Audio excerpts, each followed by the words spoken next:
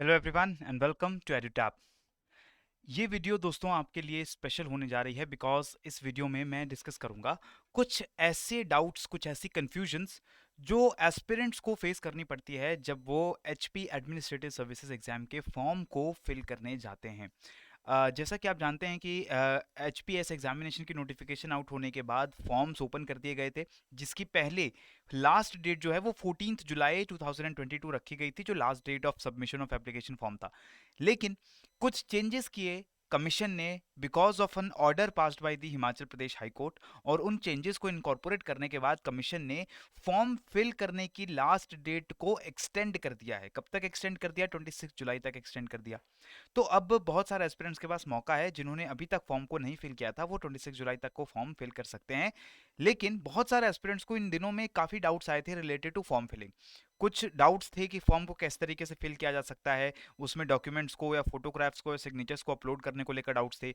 कुछ एस्पिरेंट्स को डाउट था अबाउट दी लैंग्वेज जो वो ऑप्ट करने वाले हैं एग्जाम के अंदर। ऑप्शनल सब्जेक्ट्स को लेकर के डाउट थे, सेंटर्स को लेकर के डाउट थे, और कुछ एस्पिरेंट्स को जो फॉर्म फिल करने का प्रोसेस है उस प्रोसेस को लेकर के डाउट थे। तो आज हम इस वीडियो में देख लेते हैं कि किस तरीके से कमीशन ने अपनी वेबसाइट के ऊपर कुछ फ्रीक्वेंटली आस्क्ड क्वेश्चंस का आंसर दिया हुआ है। ये क्वेश्चंस ऐसे हैं जो बहुत ही कॉमन डाउट्स स्टूडेंट्स फेस करते हैं, उनके आंसर है। तो कैसे आप भी जाकर के उन एफएक्यूज को चेक कर सकते हैं, गूगल को खोल करके गूगल पे आप सीधा जो एचपी पब्लिक सर्विस कमीशन की वेबसाइट है उस वेबसाइट को आप सर्च करेंगे। पहला ही आपका जो है H P P S C online का लॉगिन पेज खुलता है, और दूसरा खुलता है hppsc.hp.gov.in, ये जो आप सेकंड लिंक देख रहे हैं। इस सेकंड लिंक को जब आप क्लिक करते हो तब आप पहुंच जाते हो कमीशन की नई वेबसाइट के ऊपर। इस वेबसाइट पे यू कैन सी यहाँ पर home, about us, notifications, record retention, RTI और एफएक्यूज का एक सेक्शन दिखता है। अब इस एफएक्यू के सेक्शन को जब हम क्लिक करते हैं तो हम पहुंच जाते हैं कमीशन के एक नए वेब पेज के ऊपर, जिस वेब पेज पे कमीशन के ये 20 एमसीक्यू 20 फ्रीक्वेंटली आस्क्ड क्वेश्चंस के आंसर्स कमीशन ने दिए हुए हैं। यहाँ पर ज़्यादातर जो क्वेश्चंस हैं वो बहुत सिंपल क्वेश्चंस हैं जिनके आंसर आप इजीली ढूंढ सकते हो। लेकिन कुछ क्वेश्चंस के आंसर हम यहाँ पर देखते हैं, जैसे how do I access the website to fill up the ORA, online recruitment application को फिल करने का क्या तरीका है। तो उसका लिंक भी यहाँ पर आपको दिया गया है, वो लिंक मैंने यहाँ पर ओपन भी कर दिया है अलग से, जहाँ पर जा करके आप अपने फॉर्म को पहली बार फिल करते हो।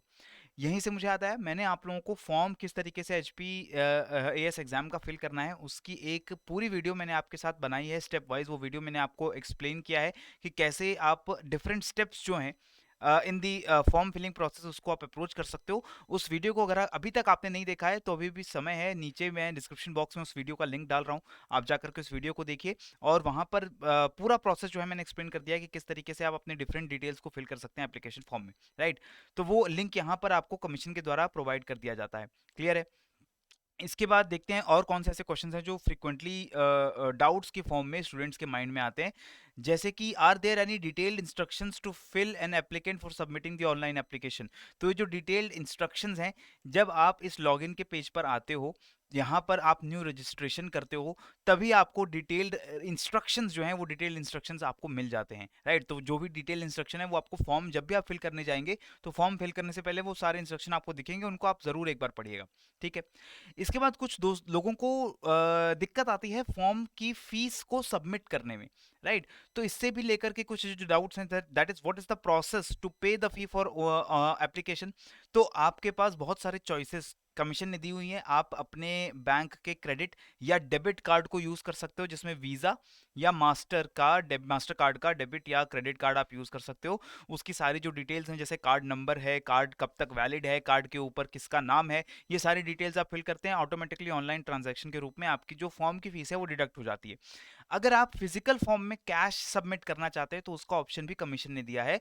आप ई चालान के थ्रू पंजाब नेशनल बैंक के किसी ब्रांच के ऊपर जाकर के फॉर्म को फिल कर सकते हैं। जब आप ऑनलाइन एप्लीकेशन फॉर्म एचपीएस का भरने जाते हो तो वहां पर आपको सारे ऑप्शन दिखाए जाते हैं कि किस तरीके से आपको फॉर्म फिल करना है। अगर आप फिजिकल ई चालान के थ्रू फॉर्म को फिल कर रहे हो तो जब आप बैंक की ब्रांच में, किसी भी ब्रांच में जाकर के जब आप कैश डिपॉजिट करोगे तो वो आपको एक एक्नॉलेजमेंट रिसीट देते हैं, जिस रिसीट में ट्रांजैक्शन नंबर, ब्रांच कोड और डेट ऑफ द ट्रांजैक्शन ये सब लिखा रहता है। वो सारी इंफॉर्मेशन आकर के दोबारा आपको कमीशन को देनी पड़ती है, ठीक है। दोबारा आपको लॉगिन करके वहां पर जो फॉर्म फिलिंग वाला साइट है वहां पर आपको बताना पड़ता है कि क्या ट्रांजैक्शन था, किस डेट को ट्रांजैक्शन हुआ है और किस बैंक, उस बैंक की किस ब्रांच में आपने जाकर के वो मनी सबमिट की है, ठीक है। इसके बाद जैसे कुछ कॉमन क्वेश्चंस हैं, what should I do if there is a delay in accessing the page. तो डिले हो रहा है तो इसका मतलब आपके नेट में कुछ दिक्कत है, आपको अपना ब्राउजर जो है वो चेंज करके देखना चाहिए, या अपनी कैश मेमोरी जो है उसको थोड़ा सा रिफ्रेश करना चाहिए, और उसके बाद जाकर के आपका जो डिले हो रहा है वो शायद उतना डिले आपको देखने को नहीं मिलेगा। ठीक है, इसके साथ it is necessary to fill up the details related to pin, phone, code number. Yes, ये सारी डिटेल्स जो हैं वो बिल्कुल ज़रूरी हैं। आपको मोबाइल नंबर और ईमेल देना पड़ता है ताकि कमीशन आपको कांटेक्ट कर सके। कमीशन आपके पासवर्ड्स को अगर आपको अपडेट करना है, आपको कोई नेसेसरी इन्फॉर्मेशन देनी है एग्जाम से जुड़ी हुई, तो सारी इन्फॉर्मेशन जो कमीशन है वो आपको इसी कॉन्टैक्ट डिटेल्स के ऊपर दे सकता है। इसलिए it is mandatory to be filled in by the candidate. ठीक है, ज़रूरी में आपको ये सब कुछ फिल करना पड़ेगा। अगर आप खुद ऐसा कोई फ़ोन नंबर या मोबाइल नंबर या ईमेल आईडी आप नहीं ऑन करते हैं, तो अपने किसी फ्रेंड, टीचर या पेरेंट्स का आप नंबर यूज कर सकते हैं। ठीक है, इसके साथ how will I upload my photograph and signature, इसको लेकर के काफ़ी दिक्कत आती है, फोटोग्राफ और सिग्नेचर को अपलोड कैसे करना है। इसके कुछ स्पेसिफिक गाइडलाइंस भी होते हैं दोस्तों, कि किस फॉर्मेट में आप फोटोग्राफ और सिग्नेचर अपलोड करेंगे और किस साइज के फोटोग्राफ और सिग्नेचर होंगे। तो जब भी आप फॉर्म फिल करने जाते हो वहाँ पे there is a separate section जहाँ पर फोटोग्राफ और सिग्नेचर अपलोड करना होता है। जेपीजी फॉर्मेट के अंदर आपको ये दोनों इमेजेस जो हैं अपलोड करनी होती है। इसके साथ फोटोग्राफ ब्लैक एंड व्हाइट होनी चाहिए, कलर होनी चाहिए। ब्लैक एंड व्हाइट फोटोग्राफ्स भी एक्सेप्टेड हैं, कलर्ड फोटोग्राफ्स भी एक्सेप्टेड हैं। बस कंडीशन इतनी है कि जो फोटोग्राफ का साइज है वो लिमिट में होना चाहिए, और इसके साथ साथ जो फोटोग्राफ है वो क्लियर होनी चाहिए, ब्लर्ड फोटोग्राफ नहीं होनी चाहिए, आपका फेस क्लियरली विजिबल होना चाहिए। What should be the size of scan photograph and signature. तो अगर हम फोटोग्राफ के साइज की बात करें, तो फोटोग्राफ का साइज जब आप अपलोड करने जाते हो तो वहां पर खुद कमीशन ने बताया है फॉर्म के अंदर भी कि फोटोग्राफ मिनिमम और मैक्सिमम कितना साइज उसका रहेगा। तो स्कैन्ड इमेजेस जो है it should not exceed 40 kilobytes in size.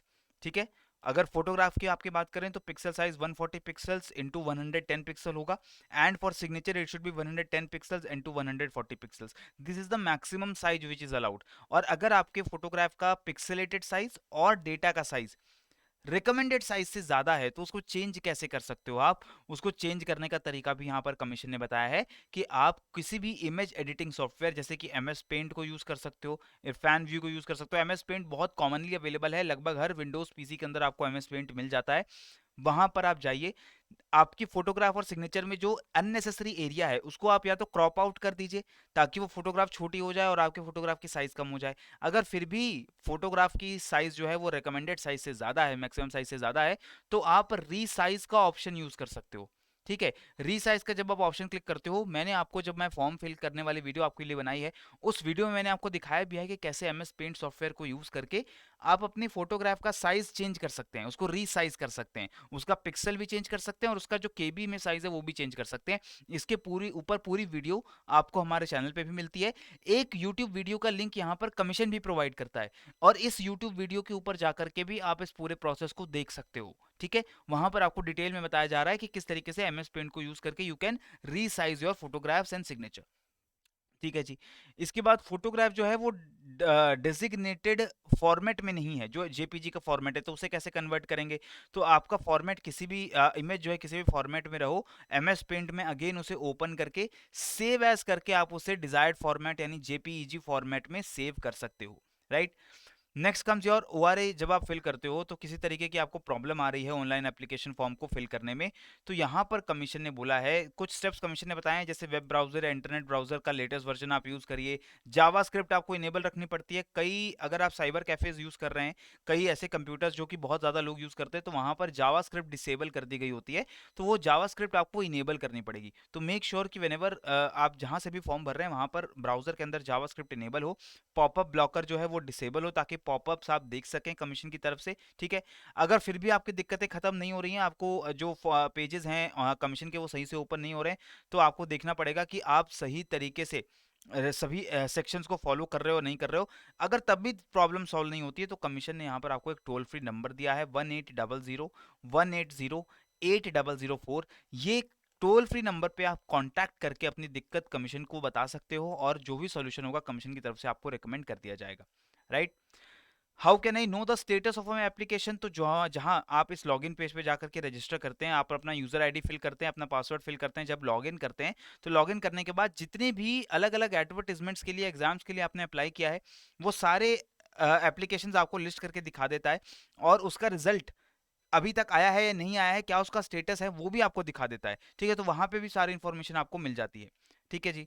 इसके अलावा कौन सी यूनिवर्सिटीज कोर्सेज एंड डिग्रीज को लेकर के कमीशन जो है वो रिकॉग्निशन देता है, तो इसका आंसर भी आपको यहाँ पर कमीशन ने प्रोवाइड कर दिया है कि रिकॉग्निशन जो भी यूनिवर्सिटीज की हैं वो रिस्पेक्टिव अथॉरिटी के मैंडेट में आते हैं, जैसे university grants commission, all India council for technical education. तो यूजीसी जो है वो यूनिवर्सिटीज को रिकमेंडेशन प्रोवाइड करता है। तो अगर आपको देखना है कि जिस यूनिवर्सिटी से आप पढ़ रहे हैं या जिस कॉलेज से आप पढ़ रहे हैं वो जिस यूनिवर्सिटी से एफिलिएटेड है, क्या वो रिकॉग्नाइज्ड है या नहीं, तो आपको यूजीसी की वेबसाइट पे जाना पड़ेगा।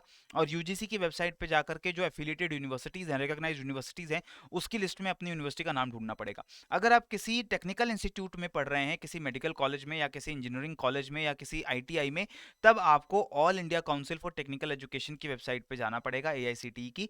वहां पर जाकर के उनके रिकॉग्नाइज्ड इंस्टीट्यूशंस में आपको अपने इंस्टीट्यूट का नाम ढूंढना पड़ेगा, राइट। और इसके अलावा how do I get the information regarding the syllabus, तो ये सारी जो इन्फॉर्मेशन है आपको कमीशन की वेबसाइट के ऊपर मिलती है, ऐसा कमीशन ने आपको बता दिया यहाँ पे। तो ये कुछ कॉमन क्वेश्चंस हैं। इसके अलावा क्वेश्चंस जो बहुत कॉमनली पूछे जाते हैं, जैसे ऑप्शनल सब्जेक्ट को लेकर के। ठीक है, तो ऑप्शनल सब्जेक्ट को लेकर के चेंज करना है, मैं ऑलरेडी एप्लीकेशन फॉर्म भर चुका हूं, मुझे ऑप्शनल सब्जेक्ट चेंज करना है, या मैं ऑलरेडी एप्लीकेशन फॉर्म भर चुका हूं, मुझे जिस लैंग्वेज में एग्जाम देना है वो लैंग्वेज चेंज करनी है, तो उसका आंसर कमीशन ने यहाँ पे दे दिया है कि no applications once submitted are final and no changes can be made after the submission. तो एक बार अगर आपने एप्लीकेशन फॉर्म को सबमिट कर दिया है, तब आप दोबारा एप्लीकेशन फॉर्म सबमिट, उसमें जो चेंजेस हैं वो नहीं कर पाएंगे। फाइनल एक बार सबमिट करने के बाद फाइनल फी पेमेंट हो जाती है, तो आपका फॉर्म सबमिट हो जाता है। उसके बाद कोई चेंजेस कमीशन अलाउ नहीं करता है। बहुत स्पेशल सर्कमस्टांसेस के अंदर अगर आपको लगता है कि नहीं, आपका जो केस है वो जेन्युइन है, आपसे गलती नहीं हुई है, वो किसी और रीज़न की वजह से आपसे जो फॉर्म भरने में कुछ मिस्टेक हुआ है, तो वो आप अगेन कमीशन के द्वारा यहाँ पर आपको कॉन्टैक्ट नंबर्स दिए गए हैं 1800180804। इस पे आप कांटेक्ट करके अपनी जो प्रॉब्लम है वो कमीशन तक पहुंचा सकते हैं, और कमीशन उसके ऊपर जो भी डिसीजन है वो लेता है, राइट।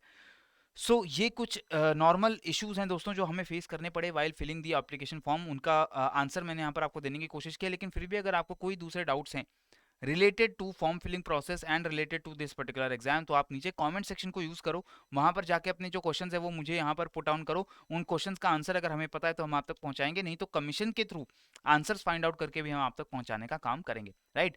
तो फटाफट से अभी तक अगर आपने एचपीएस के फॉर्म फिल नहीं किए तो जाकर फिल करिए। जो भी अगर आपको दिक्कत आती है फॉर्म फिल करने में, दिक्कत हमें बताइए कमेंट सेक्शन के अंदर, and we will try to give you a solution as fast as possible. Thank you.